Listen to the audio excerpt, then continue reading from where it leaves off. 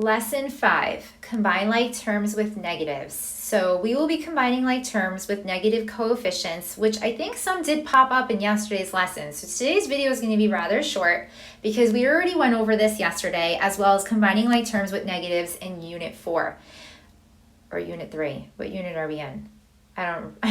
Unit 3. So I can simplify each side of the equation by combining like terms with negatives and then isolating the variable. Again, you already know how to simplify by combining like terms with negatives, and we've spoken about isolating the variable and have learned that in the last 4 lessons. So again, today's video is going to be pretty short. What are some important things to remember when we're combining like terms? They must have the same variable and exponent, and make sure you include the sign. So just like yesterday and in the last unit, when you draw the shapes, you want to make sure you take the term with the sign that's in front of it so you know if you should be adding or subtracting. When there are like terms on the same side of the equation, you must combine first. So again, we're going to do like we did yesterday. And I apologize for the echo, but I'm hiding in the bathroom to make these videos so that it's nice and quiet. The problem number 1, negative 20x minus 6x equals 54. Again, you want to take a look at that left-hand side of that equal sign and see if you can do any simplifying, and you can. We have a negative 21x and a minus 6x. Signs are the same. We add and keep the sign. Those are like terms. They both have x's. So whether you're doing it with or without a calculator, you should get negative 27x equals the 54 on the right. Now that we've simplified as much as we can on the left and the right, the opposite of multiplying x by a negative 27 is to divide by a negative 27.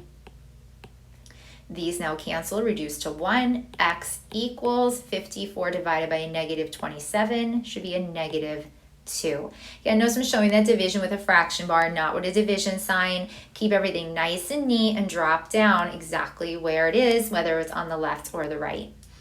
Problem number 2, look at the left-hand side of that equal sign. I can combine the 5y, the minus 10y, and the positive 6y. They all have y's. I would do 5 minus 10, which is negative 5, plus 6, which is 1y. If you have a calculator handy, I would do it all in one step. 5 minus 10 plus 6 equals the 22 on the right. I know 1y and y are the same, so I know that y is equal to 22. Some of you are going to want to show that division of 1 on both sides, which will still give you a 22. Keep in mind, 1y and y is the same. So if you want to show that step of division by 1, that's fine. Otherwise, 1y and y are the same. Problem number 3, left-hand side of that equal sign, I have an m, a negative 9m, a positive 6m, minus a 7m. Remember that first m has an invisible coefficient of 1. So 1 minus 9 plus 6 minus 7. They all have the letter m.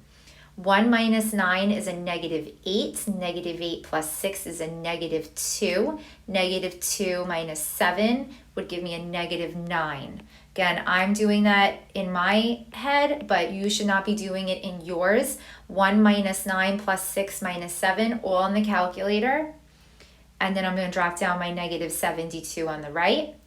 The opposite of multiplying by a negative 9 is to divide by a negative 9. These now eliminate and reduce to 1. I have m equals a negative divided by a negative using the tic-tac-toe board taught in Unit 1 is a positive.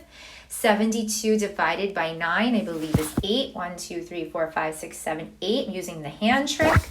So m is equal to positive 8. And again, you can check these by taking that 8 and plugging it in everywhere you see an m. So you could do 1 times 8 minus 9 times 8 plus 6 times 8 minus 7 times 8. Hit the equals.